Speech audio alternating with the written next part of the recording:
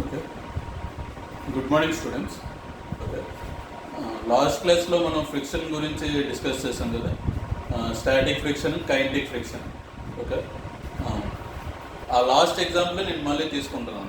Last క్లాస్లో ఏ example అయితే మనం కన్సిడర్ చేసామో అదే ఎగ్జాంపుల్ మళ్ళీ ఇక్కడ కన్సిడర్ చేస్తున్నాను.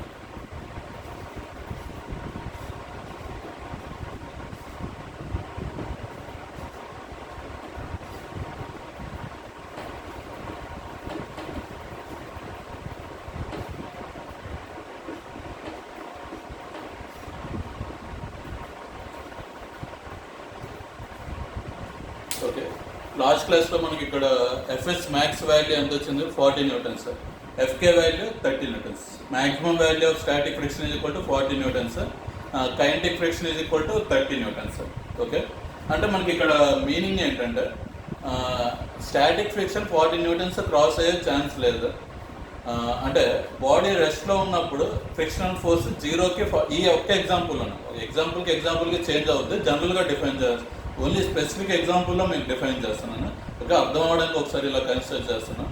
ఓకే, బాడీ రెస్ట్లో ఉన్నప్పుడు ఫ్రిక్షనల్ ఫోర్స్ వాల్యూ 0 నుంచి 40 న్యూటన్స్ మిడిల్లో ఏ వాల్యూ అయినా ఉండొచ్చు. బాడీ మూవ్ అవుతున్నప్పుడు ఫ్రిక్షనల్ ఫోర్స్ వాల్యూ 30 న్యూటన్స్ ఉంటుంది మనకి. బాడీ మూవ్ అవ్వడానికి రెడీగా ఉన్నప్పుడు 40 న్యూటన్స్ ఉంటుంది.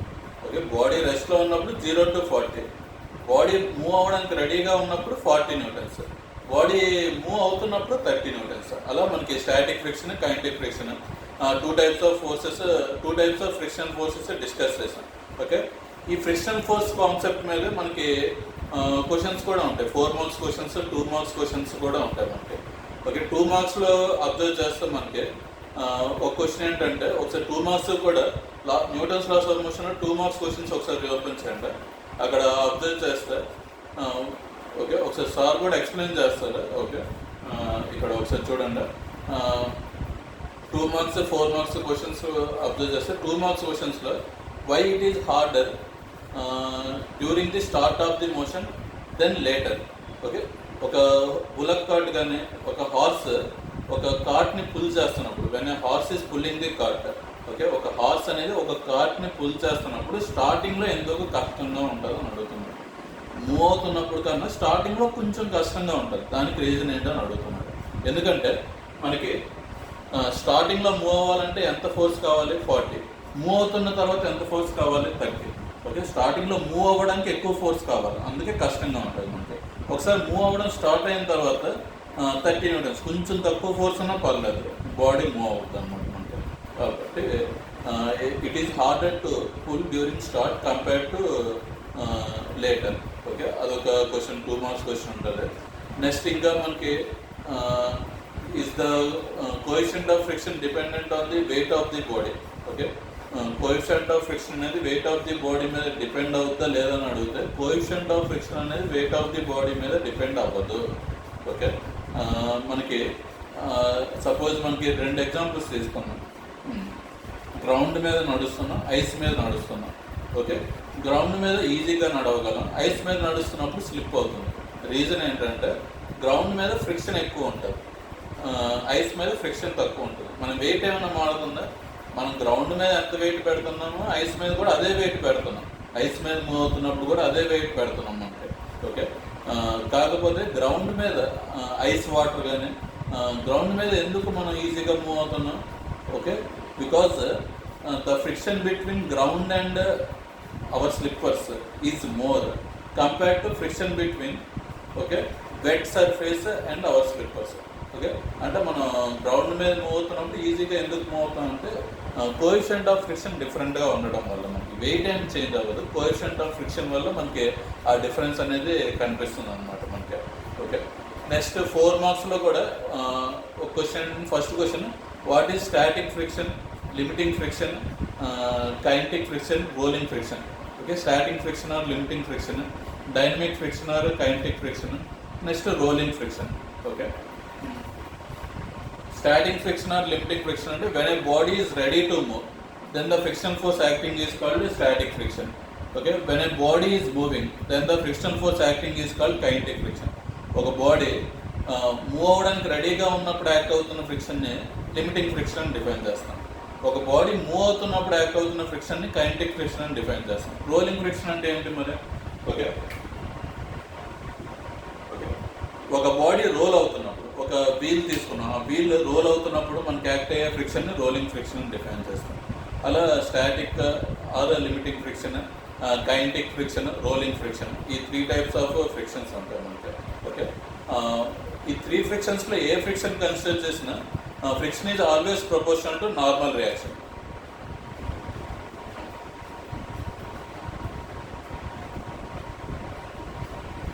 Okay, friction is always proportional to normal reaction and friction is equal to some constant into normal reaction. Friction is equal to some constant into normal reaction.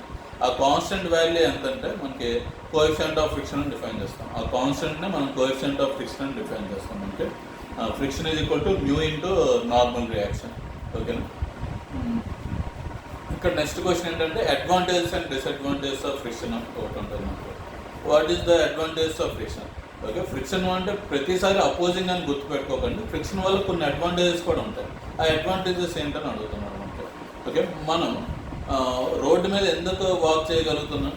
Friction ఉండడం వల్ల ఆ walk చేయగలుగుతున్నాం. Okay, match స్టిక్ని ఎందుకు light చేయగలుగుతున్నాం మనకి? Okay, match stick fire ఎందుకు వస్తుందంటే మనకి ఫ్రిక్షన్ వల్ల.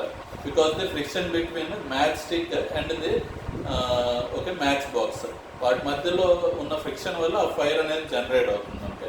ఓకే, నెక్స్ట్ ఇంకా ఎగ్జాంపుల్స్ తీసుకుంటే మనం వాల్స్లో ఓకే ఆ స్క్రూస్ అనేవి ఈజీగా ఫిట్ చేయగలుగుతున్నాం అంటే ఫ్రిక్షన్ వల్ల. ఆ ఫ్రిక్షన్ లేకపోతే అంత ఈజీగా ఫిట్ అవ్వవు అనమాట. ఆ రఫ్ సర్ఫేస్ ఉండడం వల్ల ఈజీగా ఫిట్ అవుతుంది అంటే. అలా కొన్ని అడ్వాంటేజెస్ డిఫైన్ చేయొచ్చు మనకి. సేమ్ అంటే disadvantages. What are the disadvantages of friction? Friction వల్ల డిసడ్వాంటేజ్ ఏంటంటే ఓకే ఫ్రిక్షన్ వల్ల డిసడ్వాంటేజ్ మనకు అబ్జర్వ్ చేస్తే సపోజ్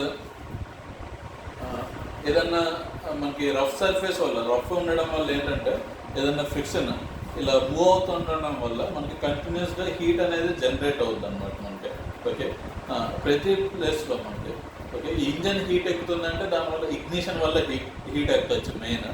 అలా కాకుండా ఏ కేసులో అయినా కూడా కంటిన్యూస్గా ఒక మిషన్ వర్క్ చేస్తున్నప్పుడు హీట్ ఎక్కుతుంది అనమాట. ఆ హీట్ ఎక్కుతున్నప్పుడు దానికి కొంత కూలింగ్ అనేది ఉండాలి మనకి. ఓకే, సపోజ్ మిక్సీ అనేది అలా టర్న్ అవుతుంది అనుకో కంటిన్యూస్గా దాని లోపలిది, అది కూడా హీట్ ఎక్కుతుంది.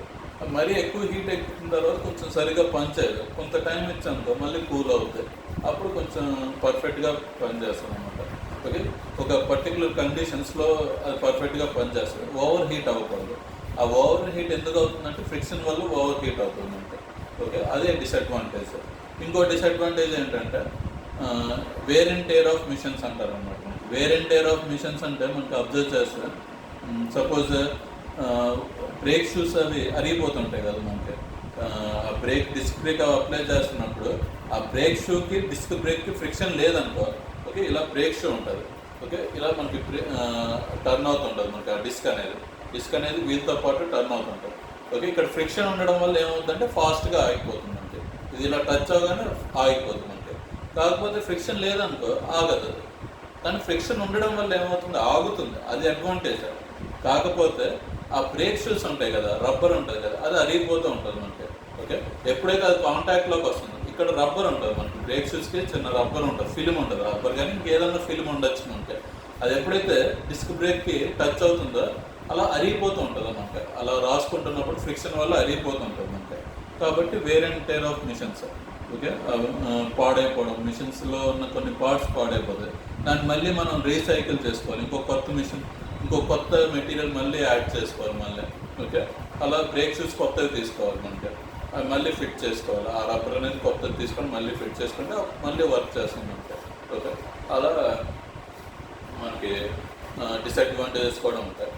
నెక్స్ట్ క్వశ్చన్ తీసుకుంటే 4 మార్క్స్లోనే 6th question, what are the methods to reduce friction ఉంటుంది మనకి. Polishing, lubricants, ball bearing, stream lining.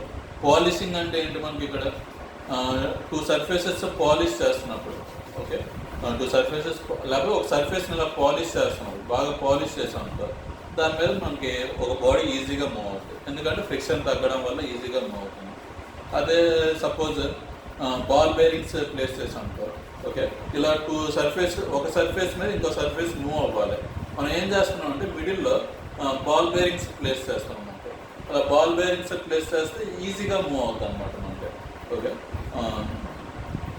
అది ఒకటి. అంటే మనకి సపోజ్ ట్రాలీ తీసుకున్నాం అనుకో. ఓకే, ట్రాలీ ఎందుకు ఈజీగా మూవ్ అవుతుందంటే మనకి బాల్స్ ప్లేస్ చేస్తాం కాబట్టి ఈజీగా, రొటేటింగ్ వీల్స్ ప్లేస్ చేస్తాం కాబట్టి ఈజీగా మూవ్ అవుతుంది అనమాట మనకి. నెక్స్ట్ బాల్ బేరింగ్స్ వల్ల ఏంటంటే ఓకే, బాడీ స్లైడ్ అవ్వకుండా ఇలా రోల్ అవుతూ ఉంటుంది మనకి. ఓకే, మిడిల్లో బాల్ బేరింగ్స్ ప్లేస్ చేస్తే స్లైడ్ అవ్వకుండా రోల్ అవుతుంటుంది మనకి. రోలింగ్ ఫ్రిక్షన్ అనేది తక్కువ కాబట్టి ఈజీగా మూవ్ అవుతుంది మనకి body. Next lubricants. Okay, shop shutters ఉంటాయి కదా, ఒక షాప్ షట్టర్ ఇలా పైకి కిందకి మూవ్ చేస్తాం, దానికి లూబ్రికెంట్స్ రాస్తాడు, లెఫ్ట్ రైట్ సైడ్ లూబ్రికెంట్స్ రాస్తాం అనమాట. ఆ లూబ్రికెంట్స్ రావడం వల్ల ఈజీగా స్లైడ్ అవుతుంది, గ్రీస్గానే అటువంటి లూబ్రికెంట్స్ రాస్తే ఈజీగా స్లైడ్ అవుతుంది మనకి. ఓకే, అదొకటి. ఓకే, అప్పుడప్పుడు మనం చిన్నప్పుడు ఆడుకునే గన్ అది కూడా దాని లోపల ఆయిల్ పోస్తే కాస్త ఈజీగా ఏదైనా స్ట్రక్ అయిపోయినట్టు అనిపిస్తుంది, అప్పుడు ఆయిల్ పోస్తాం, అప్పుడు ఈజీగా మనకి మళ్ళీ ఫైర్ అవ్వడం స్టార్ట్ అవుతుంది. అంటే లూబ్రికెంట్ అనమాట. అదేదో స్ట్రక్ అయిపోతుందంటే ఫ్రీగా లేదు, లూబ్రికెంట్ రాగానే ఫ్రీ అయిపోతుంది అనమాట. మనకి ఏదైనా డస్ట్ పార్టికల్స్ ఉంటే అవి పోతాయి, అలా ఫ్రీ అయిపోతుంది అనమాట మనకి. Okay, next stream line.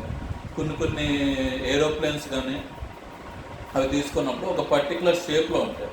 అవి ఎందుకు ఆ పర్టికులర్ షేప్లో ఉంటాయంటే ఆ పర్టికులర్ షేప్లో ఉండడం వల్ల మనకి అడ్వాంటేజ్ ఏంటంటే ఫ్రిక్షన్ తక్కువ ఉంటుంది, ఎయిర్ ఫ్రిక్షన్. ఓకే, మనకి ఇలా తీసుకున్నప్పుడు కూడా ఏరోప్లేన్స్ అనేవి ఒక పర్టికులర్ ఈ షేప్లో ఉంటాయి అనమాట. ఆ షేప్లో ఉండడం వల్ల మెయిన్ అడ్వాంటేజ్ ఏంటంటే ఈ షేప్లో ఇలా కర్వ్డ్ షేప్లో ఉంటాయి. ఒక పర్టికులర్ షేప్లో అవి తయారు చేస్తారు. ఏ షేప్లో అయితే బెటర్ ఏరోడైనమిక్స్, ఫ్రిక్షన్ తక్కువ ఉంటుందో ఆ షేప్లో ఉంటే బెటర్ అనమాట. ఓకే, అదే. ఇంకోటి మనకి నెక్స్ట్ రోలింగ్ ఫ్రిక్షన్ అదొక 4 మార్క్స్ క్వశ్చన్ ఉంటుంది, పుషింగ్ పుల్లింగ్ అదొక 4 మార్క్స్ క్వశ్చన్ ఉంటుంది, అవి డెరివేషన్ క్వశ్చన్స్. నెక్స్ట్ 2 మార్క్స్లో ఇంకో క్వశ్చన్ ఉంటుంది మనకి. ఇంకోటి ఏంటంటే can the coefficient of friction be greater than 1. Okay, friction అనేది coefficient of friction is always lesser than 1. 0.4 0.3 అంటే ఆల్వేస్ లెస్సర్ దెన్ 1. కానీ కోఎఫిషియంట్ ఆఫ్ ఫ్రిక్షన్ ఎప్పుడైనా గ్రేటర్ దెన్ 1 ఉంటుందంటే ఉండే ఛాన్సెస్ ఉన్నాయంటే. ఎప్పుడైతే మనకి కోఎఫిషియంట్ ఆఫ్ ఫ్రిక్షన్ ఎప్పుడు గ్రేటర్ దెన్ 1 ఉంటుందంటే యాక్చువల్గా మనం పాలిషింగ్ చేసాం అనుకో, సర్ఫేస్ని పాలిష్ చేస్తే ఫ్రిక్షన్ తగ్గిద్ది.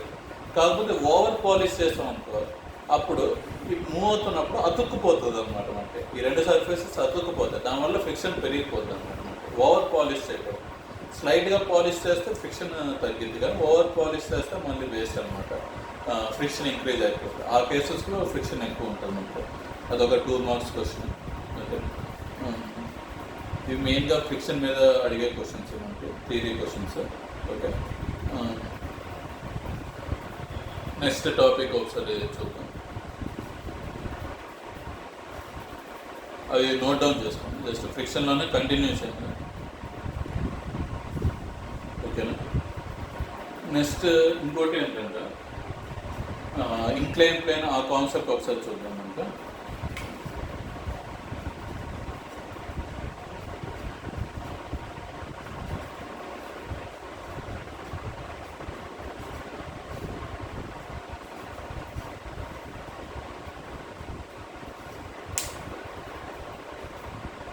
ఓకే, ఆ బాడీ మీద ఏ ఫోర్సెస్ యాక్ట్ అవుతాయి మనకి? What are the forces acting on the body?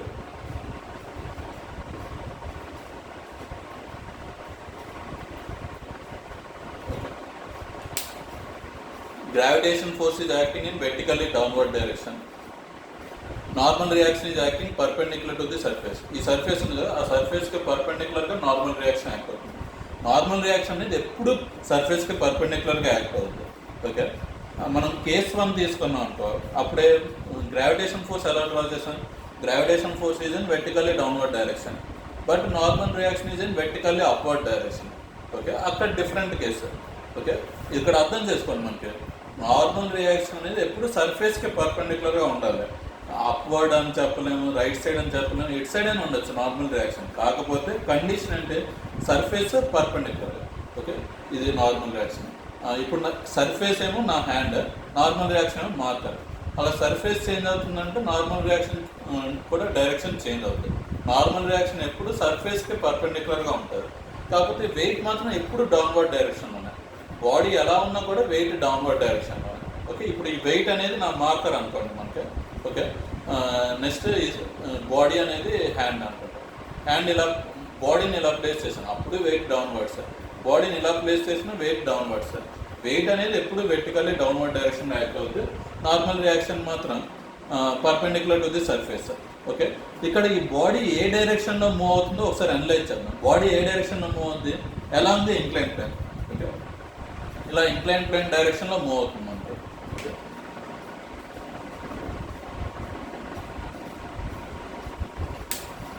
Okay, ఇక్కడ బాడీ 2 డైరెక్షన్స్లో మూవ్ అవుతుంది. ఎలా ఉంది బాడీ ఏ డైరెక్షన్లో మూవ్ అవుతుంది, ఎలా ఉంది ఇంక్లైన్ ప్లేన్ మూవ్ అవుతుంది. మనం ఎప్పుడైనా ఈక్వేషన్స్ రాస్తున్నప్పుడు 2 డైరెక్షన్స్లో రాయాలి. Along the motion perpendicular to the motion రాస్తే better. Okay, along the motion perpendicular to the motion resolve చేస్తే బెటర్ అనమాట. ఓకే, ఇక్కడ బాడీ ఏ డైరెక్షన్లో మూవ్ అవుతుంది, అలాంగ్ ది ఇంక్లైన్ ప్లేన్. ఇది ఏ డైరెక్షన్ మనకి, perpendicular to the incline plane. Okay, along the incline plane perpendicular to the incline plane. ఈ 2 డైరెక్షన్స్లో రిజాల్వ్ చేద్దాం మనకి. ఓకే, నార్మల్ రియాక్షన్ ఎలా ఉంది మనకి అబ్జర్వ్ చేస్తే, normal reaction is perpendicular to the incline plane కాబట్టి దాన్ని రిజాల్వ్ చేయక్కర్లేదు. కాకపోతే ఈ గ్రావిటీ అనేది మాత్రం ఇంక్లైన్ ప్లేన్కి ప్యారల్గా లేదు, ఇంక్లైన్ ప్లేన్కి పర్పెండిక్యులర్గా కూడా లేదు. ఓకే, ఈ గ్రావిటీ అనేది ఇంక్లైన్ ప్లేన్కి ప్యారల్గా లేదు, ఇంక్లైన్ ప్లేన్కి పర్పెండిక్యులర్గా కూడా లేదు. కాబట్టి దాన్ని రిజాల్వ్ చేయాలి మనకి. ఓకే, ఈ గ్రావిటీని రిజాల్వ్ చేస్తున్నప్పుడు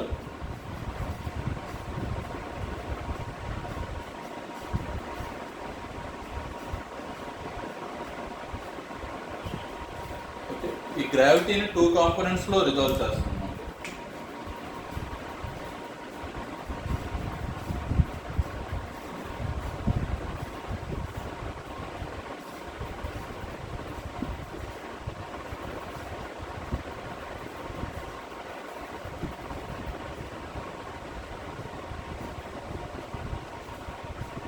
ఈ గ్రావిటేషనల్ ఫోర్స్ని 2 కాంపోనెంట్స్లో రిజాల్వ్ చేస్తున్నాం. mg cos theta, mg sin theta.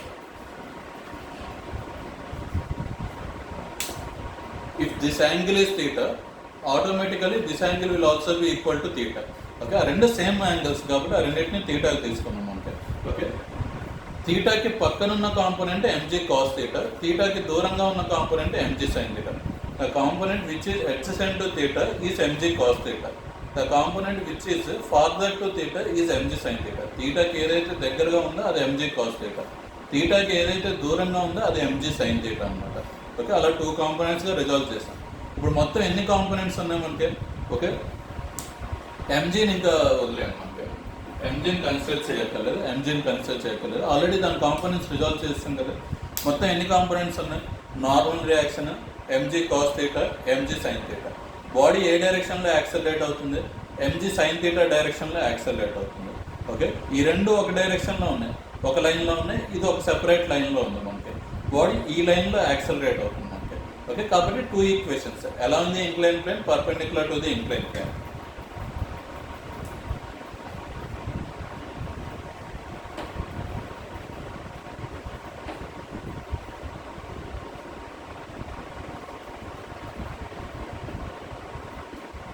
Okay, along the incline plane డైరెక్షన్లో మనకి ఈక్వేషన్ ఏంటో ఒకసారి అబ్జర్వ్ చేయాలి. Along the incline plane, okay, incline plane డైరెక్షన్లో బాడీ యాక్సలరేట్ అవుతుంది కదా. Net force is equal to along the incline plane, net force is equal to mass F net is equal to m into a. Along the incline plane F net is equal to m into a. Along the incline plane net force is equal to mass into acceleration. Okay, what is the net force along the incline plane? Incline plane డైరెక్షన్లో మనకి ఏ force ఉంది, mg sin theta. mg sin theta is equal to m into a. mg sin theta is equal to m into a. A is equal to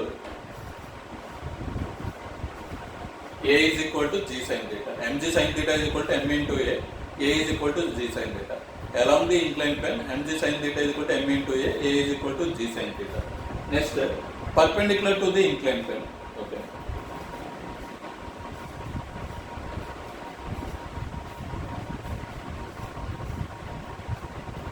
Perpendicular to the inclined plane.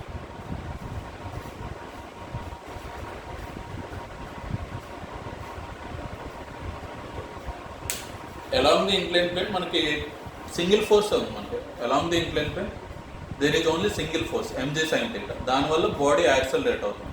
mg sin theta is equal to mn. Okay. Perpendicular to incline plane, incline ప్లేన్కి perpendicular డైరెక్షన్లో, perpendicular to the incline plane, perpendicular to the incline plane two forces ఉన్నాయి. n mg cos theta, n is equal to mg cos theta. Perpendicular to inclined plane there are two forces, n and mg cos theta, n is equal to mg cos theta. Body accelerate అవ్వట్లేదు. చూడండి, క్లియర్గా అర్థం చేసుకుందాం ఒకసారి. ఏ డైరెక్షన్లో అయితే body accelerate అవుతుందో ఆ డైరెక్షన్లో F net is equal to M into A. ఏ డైరెక్షన్లో అయితే బాడీ రెస్ట్లో ఉందో, బాడీ మూవ్ అవ్వట్లేదు, ఆ డైరెక్షన్లో ఫోర్సెస్ ఈక్వేట్ చేస్తాం. N is equal to MG cos theta. ఆ టూ ఫోర్సెస్ ఈక్వేట్ చేసుకుంటే సరిపోతుంది. ఏ డైరెక్షన్లో అయితే బాడీ యాక్సలరేట్ అవ్వట్లేదో ఆ డైరెక్షన్లో ఫోర్సెస్ ఈక్వేట్ చేస్తాం. ఏ డైరెక్షన్లో అయితే బాడీ యాక్సలరేట్ అవుతుందో ఆ డైరెక్షన్లో F net is equal to M into A. అలా టూ ఈక్వేషన్స్ తీసుకొని అక్కడ నుంచి మనం కన్సిడర్ చేసుకుంటే సరిపోతుంది. ఓకే, ఇది కూడా నోట్ డౌన్ చేసుకుందాం.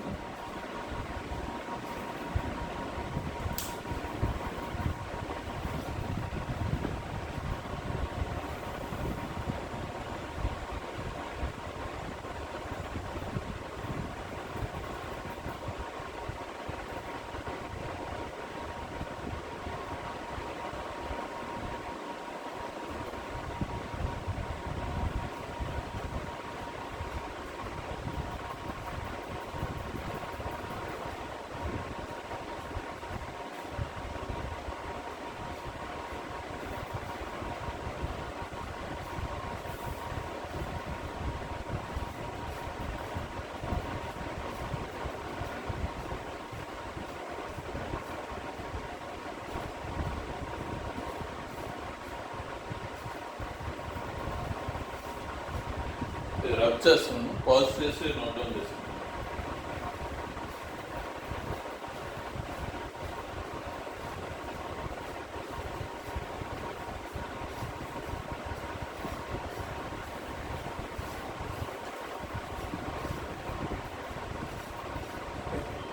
ఎటువంటి కేసెస్ ఇచ్చినా కూడా మనం ఫోర్సెస్ అన్నీ draw free body diagrams draw చేసుకోవాలి. ఏ ఫోర్సెస్ యాక్ట్ అవుతున్నాయో అవన్నీ డ్రా చేసుకోవాలి. మనకి టూ డైరెక్షన్స్లో రిజాల్వ్ చేయాలి. ఏ కేసు అయినా కూడా టూ డైరెక్షన్స్లో ఇలా టూ డైరెక్షన్స్లో రిజాల్వ్ చేస్తాం. Two perpendicular directions. Okay, body ఏ డైరెక్షన్లో అయితే మూవ్ అవుతుంది ఆ డైరెక్షన్ దానికి పర్పెండిక్యులర్ డైరెక్షన్. మూవ్ అవుతున్న డైరెక్షన్లో net force is equal to mass into acceleration. Okay, in which direction it is moving, F net is equal to M into A. ఏ డైరెక్షన్లో అయితే మూవ్ అవ్వట్లేదో ఫోర్సెస్ ఈక్వేట్ చేసుకుంటాం. మనకు ఆపోజిట్ ఫోర్సెస్ ఈక్వేట్ చేసుకుంటే సరిపోతుంది. Move అవుతున్న డైరెక్షన్లో ఫోర్సెస్ ఈక్వేట్ చేయకూడదు. ఏ డైరెక్షన్లో అయితే మూవ్ అవ్వట్లేదో ఆ డైరెక్షన్లో ఫోర్సెస్ ఈక్వేట్ చేసుకోవచ్చు. ఆపోజిట్ ఫోర్సెస్ని ఈక్వేట్ చేసుకోవచ్చు. మూవ్ అవుతున్న డైరెక్షన్లో net force equal to M into A. ఆ ఈక్వేషన్ రాస్తాం.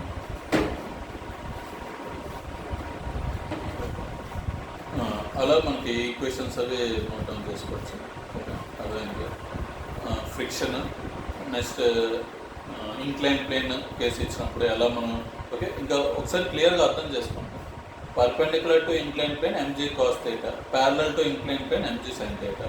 ఓకే, ఇంక్లైన్ ప్లేన్ డైరెక్షన్లో మనకి యాక్ట్ అయ్యే force MG sine theta. Incline ప్లేన్కి పర్పెండిక్యులర్గా యాక్ట్ అయ్యే ఫోర్స్ ఎంజీ కాస్ థీటా. అలా రిజాల్వ్ చేసిన తర్వాత మనం అన్నీ డ్రా చేసుకోవచ్చు మనకి. ఓకే, ఇక్కడ మనకి ఫ్రీ బాడీ డయాగ్రామ్స్ డ్రా చేసుకోవడమే ఇంపార్టెంట్ అన్నమాట మనకి. ఓకే,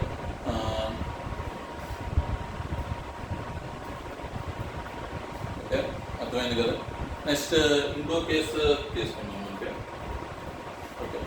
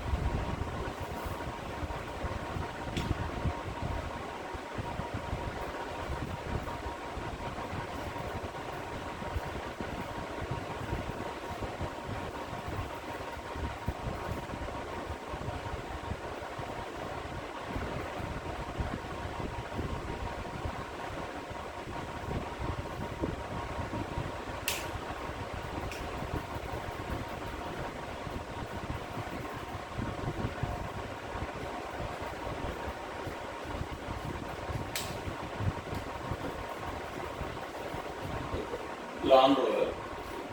లాన్ అంటే మనకి అదే గ్రౌండ్ ఉంటుంది, క్రికెట్ గ్రౌండ్ అలాంటి వాటిని లాన్, లేకపోతే మన ఇంటి బయట బ్యాక్ గ్రౌండ్లో అంటే మనకి చెట్లు అవన్నీ నాటుకుంటాం కదా, మనకి బ్యాక్ దాన్ని లాన్ అని డిఫైన్ చేయొచ్చు.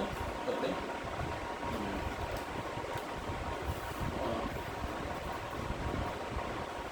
ఆ లాన్ రోలర్ అంటే మనకి పిచ్ని దాన్ని అంటే మనకి లెవెల్ చేస్తుంటాం అన్నమాట మనం. ఓకే, పిచ్ని లెవెల్ చేయడానికి క్రికెట్ గ్రౌండ్లో మనకి ఒక హ్యాండిల్ ఉంటుంది, మనకి దాన్ని అలా పుల్ చేస్తారు. మనకి పుల్ చేస్తే దాన్ని ఎక్కడైనా మనకి ఎగుడు దిగుడుగా ఉందనుకో మనకి దాన్ని అలా సాఫ్ట్ చేయడానికి లాన్ రోలర్ అనేది యూజ్ చేస్తారు.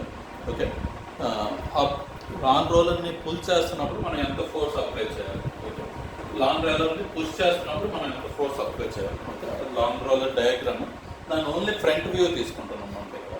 ఓకే, జనరల్గా లాన్ రోలర్ని ఇలా పుల్ చేస్తారు, ఇలా పుష్ చేయడం, ఇలా పుల్ చేస్తూ ఉంటారు. ఒక 5 మెంబర్స్ కానీ ఒక 10 మెంబర్స్ కానీ ఎన్ని మంది అయినా 5 మెంబర్స్ అలా పుల్ చేయొచ్చు అనమాట. అలా పుల్ చేస్తూ ఉంటారు, హెవీగా ఉంటుంది. ఆ గ్రౌండ్ అంతా సాఫ్ట్ చేస్తుంటుంది అనమాట. ఆ పిచ్ కానీ గ్రౌండ్ని కానీ దాన్ని అలా సాఫ్ట్ కాదు అంటే మనకి లెవెల్ చేయడానికి ఆ లాన్ రోలర్ యూజ్ చేస్తారు అనమాట మనకి. ఓకే ఓకే, జనరల్గా ఇది కూడా ఒక 4 marks question. Why pulling a lawn roller is easier then pushing it. Okay, ఆ లాన్ రోలర్ మనం పుల్ చేస్తున్నాం, ఇలా పుల్ చేస్తున్నాం కదా, ఇలా పుల్ చేస్తున్నాం కాబట్టి అది గాల్లోకి వచ్చేది. సపోజ్ నేను ఈ మార్కర్ని ఇలా పుల్ చేస్తున్నాను, ఇలా ఎయిర్లోకి వచ్చేస్తుంది మనకి. కానీ ఆ లాన్ రోలర్ అలా ఎయిర్లోకి వచ్చేది ఎందుకో, చాలా హెవీగా ఉంటుంది కదా మనకి. ఓకే, వెయిట్ తక్కువైతే అది కూడా ఎయిర్లోకి వచ్చేస్తుంది, కాకపోతే అది హెవీగా ఉంటుంది కాబట్టి ఎయిర్లోకి రాదు, ఎయిర్లో మూవ్ అవ్వదు, అలా గ్రౌండ్ మీద మూవ్ అవ్వదు. మనం ఎలా పుల్ చేస్తున్నాం, మనం సమ్ యాంగిల్లో పుల్ చేస్తున్నాం, కాకపోతే అది ఎలా ట్రావెల్ అవుతుంది మనకి, ఇలా గ్రౌండ్ మీద ఈ డైరెక్షన్లో ట్రావెల్ అవుతుంది మనకి. ఓకే, లాన్ రోలర్ మాత్రం ఈ డైరెక్షన్లోనే ట్రావెల్ అవుతుంది. ఓకే కదా. ఓకే, మనం పుల్ చేస్తుంటే సమ్ యాంగిల్లో పుల్ చేస్తున్నాం కానీ ఆ లాన్ రోలర్ ఆ డైరెక్షన్లో మూవ్ అవ్వట్లేదు.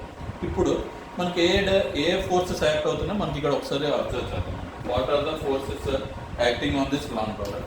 ఓకే, ఈ లాన్ రోలర్ మాత్రం ఏ డైరెక్షన్లో మూవ్ అవుతుంది, lawn roller is moving in this direction. Okay, lawn roller horizontal డైరెక్షన్లోనే మూవ్ అవుతుంది. ఇది ఒకటి ఇంపార్టెంట్, మనం గుర్తుపెట్టుకోవాలి. ఆల్రెడీ నేను ఏం చెప్పాను, ఓకే, ఆల్రెడీ మనం ఏం డిస్కస్ చేసాం, ఏ డయాగ్రామ్ తీసుకున్నప్పుడు మనకి ఏ బాడీ మూవ్ అవుతున్నా కూడా 2 డైరెక్షన్స్లో రిజాల్వ్ చేయాలి. Okay, along the motion and perpendicular to the motion డైరెక్షన్లో పర్పెండిక్యులర్ టు ది మోషన్, ఆ 2 డైరెక్షన్స్లో రిజాల్వ్ చేయాలి మనకి. ఓకే, ఇక్కడ ఫస్ట్ ఫోర్సెస్ డ్రా చేద్దాం మనకి. What are the forces acting on the lawn roller? Gravitational force mg, normal reaction n,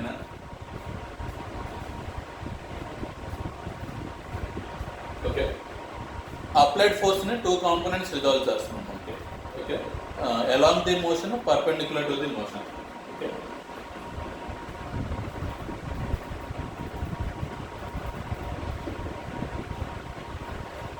ఈ కాంపోనెంట్ని F cos theta అని ఎందుకు తీసుకున్నాను, థీటాకి అడ్జసెంట్గా ఉంది కాబట్టి ఎఫ్ కాస్ థీటా, థీటాకి దూరంగా ఉంది కాబట్టి F sine theta.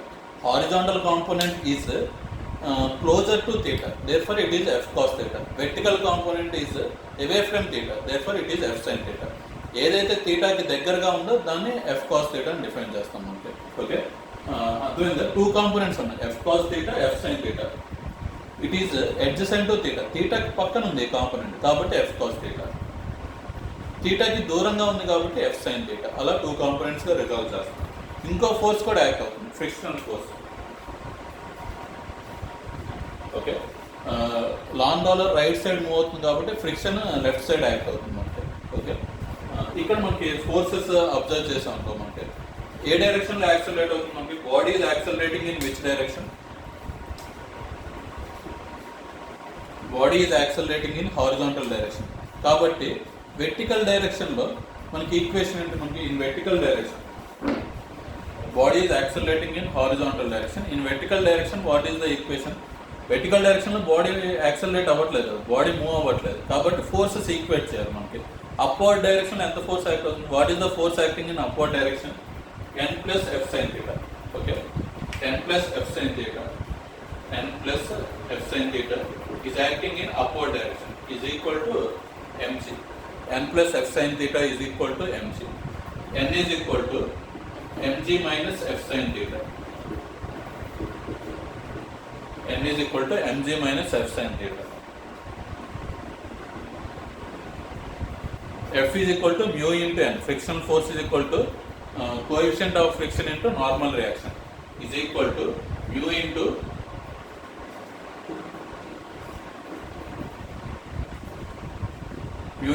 mg minus f sin theta. F is equal to mu into mg minus f sin theta. Okay, ఇది గుర్తుపెట్టుకోండి. నెక్స్ట్ పుషింగ్ కూడా ఎక్స్ప్లెయిన్ చేస్తాం. పుషింగ్ కూడా ఎక్స్ప్లెయిన్ చేశాక ఈ రెండింటిలో డిఫరెన్స్ ఏంటో మనకు అర్థం అవుతుంది, ఎక్కడ డిఫరెన్స్ వస్తుందో. ఓకే, ఇక్కడ నార్మల్ రియాక్షన్ వాల్యూ ఎంత వచ్చింది మనకి? n is equal to mg minus f sin theta. Okay, friction is always directly proportional to normal reaction. Normal reaction ఎంత తక్కువ ఉంటే ఫ్రిక్షన్ అంత తక్కువ ఉంటుంది. ఫ్రిక్షన్ ఎంత తక్కువ ఉంటే బాడీ అంత ఈజీగా మూవ్ అవుతుంది అనమాట. ఓకే, అర్థమైందా? ఓకే, ఇక్కడ నార్మల్ రియాక్షన్ వాల్యూ ఎంత? mg minus f sin theta. అంటే వెయిట్లో నుంచి కొంత వాల్యూ సబ్ట్రాక్ట్ చేసేస్తున్నాం. అంటే నార్మల్ రియాక్షన్ చాలా తక్కువ ఉంది, అంతే కదా. మనం సబ్ట్రాక్ట్ చేస్తున్నప్పుడు వాల్యూ డిక్రీజ్ అవుతుంది. అంటే wait minus something. Okay, normal reaction is very small value కాబట్టి వాల్యూ డిక్రీజ్ అయింది కాబట్టి ఫ్రిక్షన్ కూడా తక్కువ ఉంటుంది మనకి. నార్మల్ రియాక్షన్ తక్కువ ఉంది కాబట్టి ఫ్రిక్షన్ కూడా తక్కువ ఉంటుంది. ఓకే, కాబట్టి ఆటోమేటిక్గా ఫ్రిక్షన్ తక్కువ ఉంది కాబట్టి ఈజీగా మూవ్ చేయొచ్చు బాడీని. అదే పుష్ చేస్తున్నప్పుడు మనం ఎంత ఫోర్స్ అప్లై చేయాలో, ఫ్రిక్షన్ ఎంత యాక్ట్ అవుద్ది, మనం ఎంత ఫోర్స్ అప్లై చేయాలో ఒకసారి అబ్జర్వ్ చేద్దాం. ఇది పుల్లింగ్ లాంగ్ రోలర్ కేసులో. ఓకే, దీంట్లో మనకి డెఫినేషన్ కూడా చాలా ఈజీగా చెప్పొచ్చు అనమాట మనకి. ఓకే,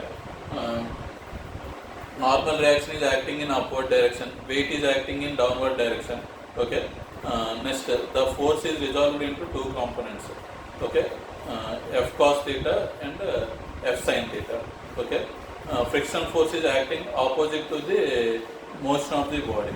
Okay, motion కి opposite గా frictional force యాక్ట్ అవుతుంది మనకి. ఓకే, అలా మనకి డెఫినేషన్ డెరైవ్ చేసి మనకి డెఫినేషన్ అంతా ఎక్స్ప్లెయిన్ చేస్తాం. ఓకే, ఇదంతా ఎక్స్ప్లెయిన్ చేసిన తర్వాత ఈ డెరివేషన్ రాస్తారు అనమాట. Okay, f is equal to mu into mg minus f sin theta.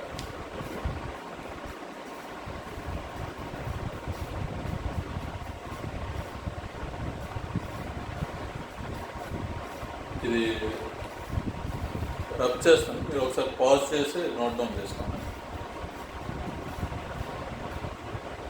Okay, pulling a long roller complete అయింది కదా. నెక్స్ట్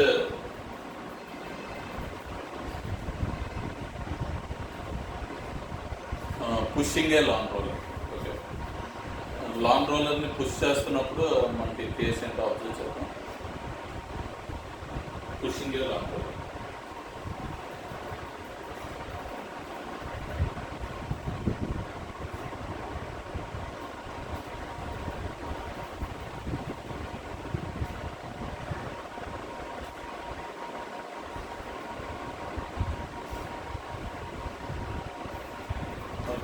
మనం లాంగ్ రోలర్ని ఇలా పుష్ చేస్తున్నాం, ఒక 5 మెంబర్స్ ఇలా పుష్ చేస్తున్నాం. ఇలా పుష్ చేయకుండా ఇలా పుష్ చేస్తున్నారు.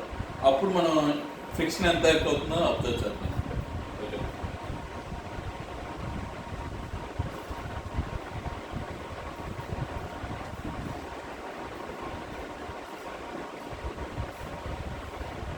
ఇక్కడ మనకి ఏ ఫోర్సెస్ ఉన్నాయి? Normal reaction upward direction, MG downward direction, applied force ఈ డైరెక్షన్లో ఉంది. Horizontal component f cos theta, vertical component f sin theta. Horizontal component is f cos theta and vertical component is f sin theta. Okay. Next, friction is opposite to the motion. On the right side push చేస్తున్నాం కాబట్టి friction left side act అవుతుంది. Okay. Acceleration is towards right. Same explanation మళ్ళీ same. Okay. Gravitational force is acting in vertically downward direction. Normal force is acting in upward direction. Force is the body is pushed at an angle theta with the horizontal. Therefore, horizontal component is f cos theta. Vertical component is f sin theta. Friction is acting opposite to the direction of the motion. Okay. And రాసుకుంటాము. First explanation. Next derivation. Okay. What is the upward force here? In vertical upward force n. What is the downward force? There are two downward forces. mg downward డైరెక్షన్లో ఉంది, f sin theta కూడా downward డైరెక్షన్లో ఉంది. n is equal to mg plus f sin theta. n is equal to mg plus n is equal to mg plus f sin theta. Normal reaction upward డైరెక్షన్లో ఉంది, mg f sin theta downward డైరెక్షన్లో ఉంది. n is equal to mg plus f sin theta. ఓకేనా? Next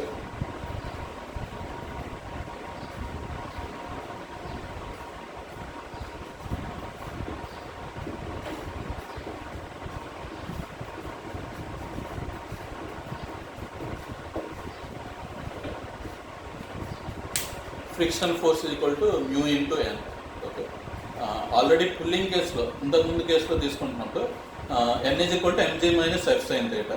normal reaction అంటే రెండు values minus చేసాం కాబట్టి అక్కడ తక్కువ ఉంటుంది మనకి నార్మల్ రియాక్షన్. ఇక్కడ నార్మల్ రియాక్షన్ ఎక్కువ ఉంటుంది, యాడ్ చేస్తున్నాం కదా. అక్కడ ఫ్రిక్షన్ తక్కువ, ఇక్కడ ఫ్రిక్షన్ ఎక్కువ. అంటే ఏది ఈజీ? ఫ్రిక్షన్ తక్కువ ఉందనుకో ఈజీగా మూవ్ చేయొచ్చు, అంటే పుల్లింగ్ ఈజీ, పుషింగ్ కష్టం అనమాట. Okay, pulling is easier then pushing. Okay, ఎందుకు pulling is easier then pushing అంటే, ఓకే, ఫస్ట్ పుల్లింగ్ కేసులో ఏమవుతుంది మనకి, మనం బాడీని పుల్ చేస్తున్నప్పుడు నార్మల్ రియాక్షన్ తక్కువ ఉంది. ముందు కేసు చెప్తున్నాను, పుల్ చేస్తున్నప్పుడు అది ఒకసారి అబ్జర్వ్ చేయండి. పుల్ చేస్తున్నప్పుడు నార్మల్ రియాక్షన్ తక్కువ ఉంది, ఫ్రిక్షన్ తక్కువ ఉంది, ఈజీగా పుల్ చేయొచ్చు. పుష్ చేస్తున్నప్పుడు ఈ కేసు అబ్జర్వ్ చేయండి, నార్మల్ రియాక్షన్ ఎక్కువ ఉంది. ఎందుకు ఎక్కువ ఉంది?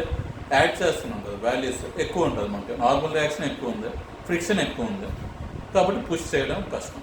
Okay, therefore pulling is easier then pushing. Okay, ఇది మనకి 4 మార్క్స్ క్వశ్చన్లో ఎక్స్ప్లెనేషన్తో పాటు రాయాలి. ఎక్స్ప్లెనేషన్ నెక్స్ట్ ఈ డెరివేషన్ రెండు రాయాలి మనకి. ఓన్లీ డెరివేషన్ రాస్తే సరిపోదు, ఎక్స్ప్లెనేషన్ డెరివేషన్ రెండు రాయాలన్నమాట. Okay, this is why pulling is easier then pushing అనమాట. ఓకే,